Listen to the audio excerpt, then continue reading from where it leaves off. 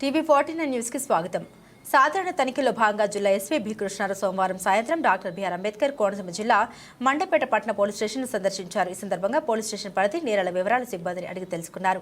ఈ సందర్భంగా మీడియాతో మాట్లాడుతూ గత కొన్ని రోజులుగా ఎడతెరిపి లేకుండా కురుస్తున్న వర్షాలకు గాను ఎటువంటి అవాంఛనీయ సంఘటన జరగకుండా రెవెన్యూ అధికారుల సమన్వయంతో సిబ్బంది అప్రమత్తంగా ఉండాలని సూచించినట్లు తెలిపారు. వర్షాలకు కాజ్వే వైపు నుండి నీరు పొంగి పొర్లుతూ ఉండడంతో అటువైపు ఎవరూ వెళ్లకుండా తగిన చర్యలు తీసుకున్నట్లు తెలిపారు. టౌన్ పోలీస్ స్టేషన్ శిథిలావస్థకు చేరుకోవడంతో ఉన్నతాధికారుల దృష్టికి తీసుకెళ్లి చర్యలు తీసుకుంటామని తెలిపారు.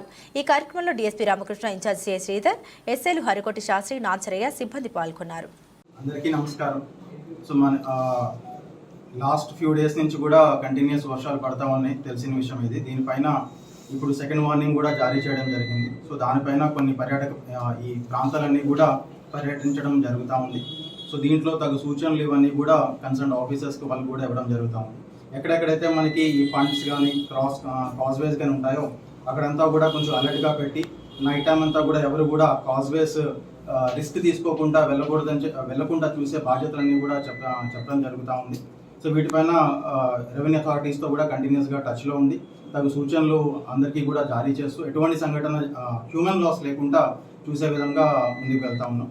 అదే భాగంలో కొన్ని ఇంతకుముందున్న డిఫరెంట్ పోలీస్ స్టేషన్స్ అన్ని కూడా విజిట్ చేస్తూ ఇప్పుడు మండపేట పిఎస్ కూడా విజిట్ చేయడం జరుగుతుంది. Thank you.